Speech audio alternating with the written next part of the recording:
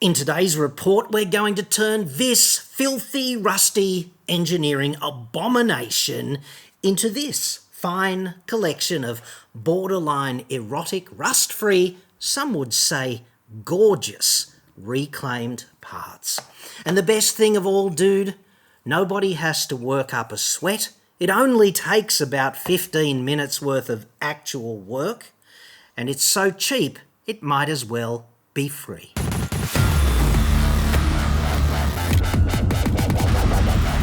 I'm John Cadogan from AutoExpert.com.au, and I get new cars. Wait for it. Cheap. Australia only. Website. Card. Now, with the formalities out of the way, if you've got a fat cave, you are at war with this. You're at war with rust. You put anything down made of steel, and it turns to this, seemingly in such a brief window of time. Rust is, of course, the second law of thermodynamics in play, and nobody can tell you what the second law of thermodynamics is. You have to see it for yourself. It's kind of like the Matrix, but anyway, rust is just one of its less pleasant upshots, and I'd suggest that nobody wants to deal with rust and fill the air up with toxic, carcinogenic dust, which is exactly what you do if you deal with this stuff using any kind of abrasive. And there's a whole bunch of expensive chemicals you can whip down to super cheap and buy your Evapo Rust, whatever, if that is yo want. But you need not do this. See, I managed to do all of this. It took about 4 days in total, 3 or 4 days, I forget. It's like, why? It's like, which one was number 4 again? Was that number 3 that read it? Anyway, the bottom line is, it doesn't really matter how long it takes because you're not doing anything for all of this time. So if you've got time to deal with rust, all you do is, I got all of these items and I put them in a little plastic kitchen container, and the kitchen is just so good for this stuff. Like, you just quietly whip up to the kitchen and get yourself a nice Tupperware container, and if it goes missing and your wife notices and she says, "Have you seen Tupperware container B-32A?" you go, "I'm sorry?" Just make her think she's losing her mind. Like, we all do it. There's no shame, dude. Come on.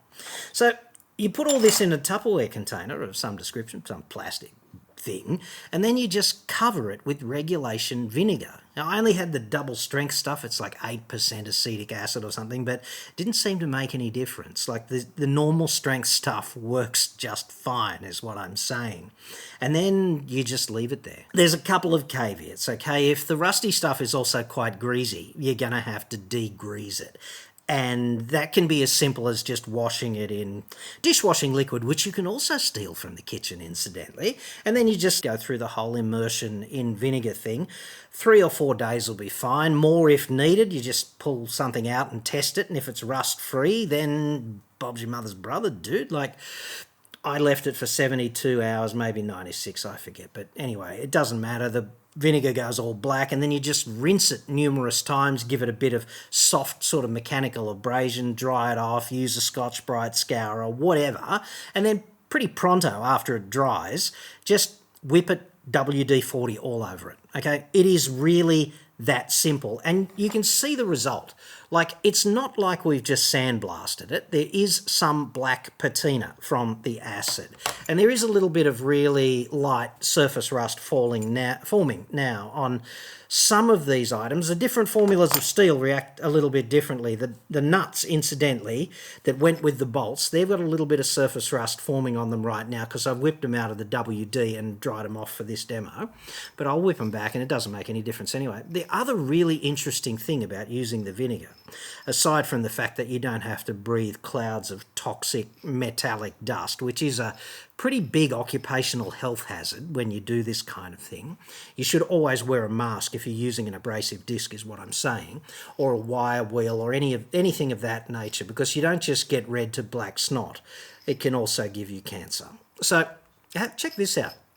You could not move the nuts on these bolts when they were rusty. I tried, and they were immovable by hand. You could certainly muscle them in with a wrench, and certainly you could make it a little bit easier with a spot of oil, but this has had no treatment whatsoever. The clamp was also immovable, and it's like free as a bird now. So the acid in the vinegar gets right down into the root of all of these threads, even the engaged ones, and just cleans out the rust that was gumming up the works. So I reckon that's brilliant. It's just a really easy solution to a recalcitrant problem, and provided you don't need the solution 10 minutes after you start the process, this is the easiest, cleanest, whatever way of doing this, and it's also one of the healthiest ways to do it. And you're going to be in a war against rust for the rest of your life if you are one of those people who just likes tinkering with shit in his shed. And if you don't know this trick, you are doing yourself a disservice. I believe, although I've never done it this way, I believe you could put a couple of drops of dishwashing liquid in the vinegar to just break up any residual oil. There's a little spot here on this clamp that did not get the rust removed. I don't know if you can see that, but it's right there where the web joins the flange of the forging, right there in the curve. And that must have been just a little bit greasy. So that's an example of what can happen if you put a greasy part in unadulterated vinegar. So you might want to try just a couple of drops of dishwashing liquid to gently break that down over time. The other thing that helps is if you put it outside in the sun, and I'd recommend doing that anyway, otherwise your fat cave is going to smell like a friggin' fish and chip shop. So you could do that, and you could also put a pinch of salt in. That doesn't hurt either. It sort of speeds up the conductivity kind of aspects of this electrochemical reaction that just trashes the rust. There's one or two other things to be aware of if you are going to do this. Thing number one is I would not do this with a drill, okay? Because a drill, like a drill bit, is made of high-speed steel.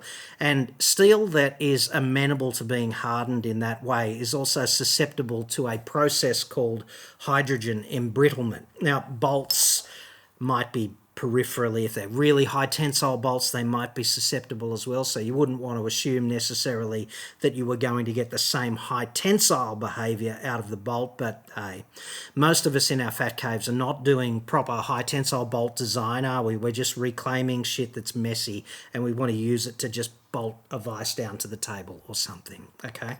So if you're just doing things of that nature, it's fine, but if you're actually looking at removing the rust from anything with proper hardness like high-speed steel, or maybe even tool steel that's been hardened like the blade on a cold chisel, you might make that a little bit more brittle by treating it with the acid. And I'd also suggest that this immersion in vinegar technique is really good for getting rid of mill scale, which is, hold that thought, mill scale is this black flaky shit on the outside of all kinds of formed up steel sections, right? And it's a consequence of the hot rolling process. It's on black steel pipes, and it's on beams, and it's on flat bar and round bar like this. And it's kind of a bastard because it's full of oxides and impurities that sort of float to the top when the steel is in that red hot semi-fluid kind of stage. And when it interacts with the rollers, which are comparatively cold in the steel mill, those impurities sort of freeze on the outside of the steel, and it gives it this sort of black layer that rusts off over the next months to years, depending on the operating environment. It's a bit of a bastard to weld with, and some welding processes, for example, like TIG welding, are completely unamenable to any sort of impurity. So some other processes like stick welding, some stick welding processes just burn through paint and all kinds of rust and mill scale, but you generally get a better result if you clean things up. So mill scale is soluble in vinegar in exactly the same way. So you just put the part in the vinegar and it basically washes off. And if you've ever tried to deal with mill scale using abrasives, it's a complete cock of a job because the abrasive dynamics, you go to the hardware store and you buy yourself a metal flap disc or a metal grinding disc and you think, I'll just knock the mill scale off. Well, guess what, dude? The mill scale is not metal. It's actually more like masonry from an abrasive dynamics point of view. So if you did want to abrasively deal with mill scale, you're much better off using a grinding wheel for concrete and just lightly I'd even have a crack at a bit of waste concrete first and round the edge over, so you're getting into it with a bit of a soft curve instead of a hard corner on a new disc.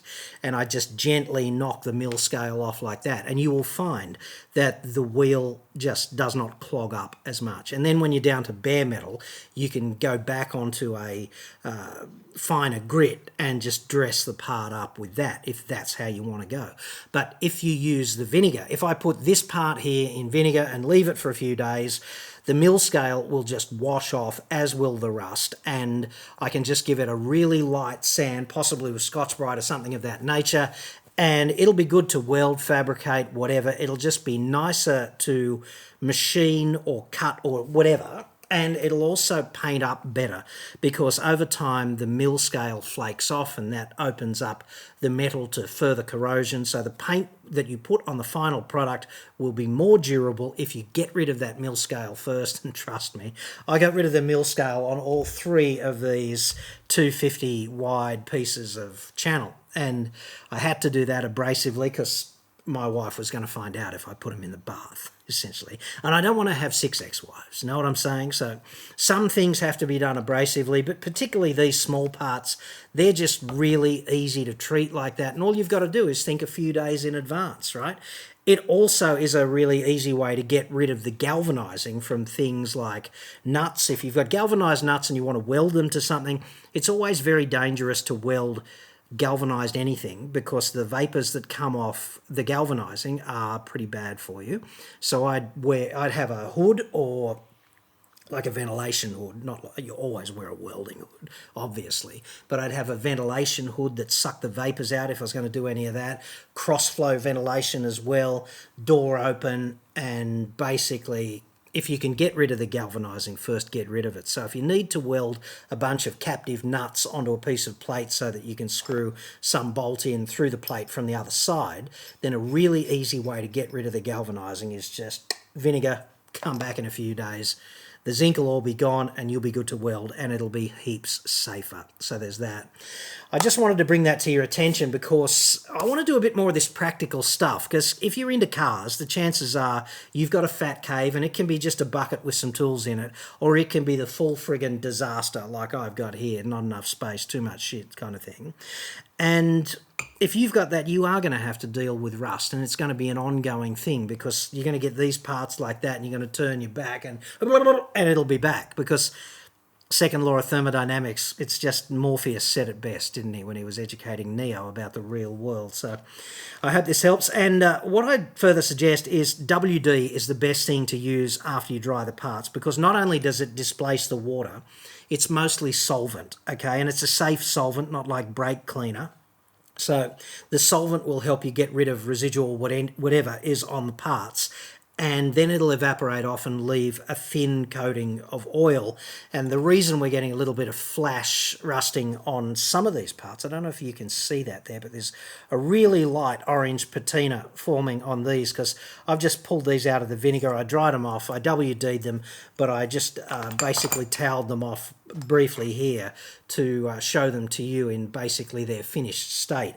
And some of the parts are just getting this rusty patina on them now. So that's just because the bare metal is very susceptible to atmospheric oxygen and it wants to react and fuck you over. So you'd want to leave them soaking in WD in a container for, I don't know, 24 hours or something, and just let the black patina saturate itself with the residual oil in the WD. And then you're basically in storage or usage mode for the parts.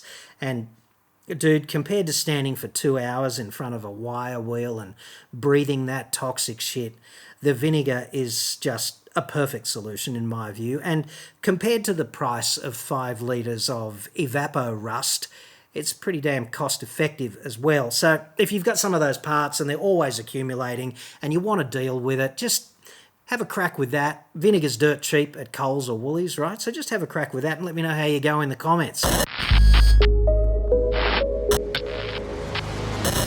I just want to extend the envelope of the channel ever so slightly, and I figure the easiest way to do that is to acknowledge that if you're like me and you like cars and you like working on cars and you like doing stuff generally, then you've got your fat cave and you've got rust to deal with, and this kind of stuff is useful to know. It's got a breadth of applications out there in the real world, and I want to do some more stuff like that in addition to the regulation car content. Now, if all you're here for is the regulation car content, I'm not going to stop doing that. This is just going to be bonus content. So if you like that and you've stuck around till this point, then thank you very much. Let me know if you've got any suggestions, things of this nature you'd like to cover off, cutting metal, drilling metal, welding, all of that kind of fun shit that you can do to get out of your family's hair and also be productive. Let me know what you want me to cover, and I'll do my best to cover that if I'm equipped for it. I'm actually pretty well equipped for most things here in the Fat Cave, and even better equipped over in the other Fat Cave. So there's that to consider, and if you hated this content, then why are you still watching, dude? Is it just so you want to get the full outrage on board before unleashing it in the comments? If so, thank you very much. YouTube's AI appreciates your contribution as well, and I certainly do. In a sense, you haters are working for me when you comment by making the video seem even more engaging and popular. So thank you sincerely. And of course, if you do want to unleash unbridled hate because I've committed the venial sin of not talking about cars, but something that might be useful to a bloke who likes working on cars, then I promise not to care.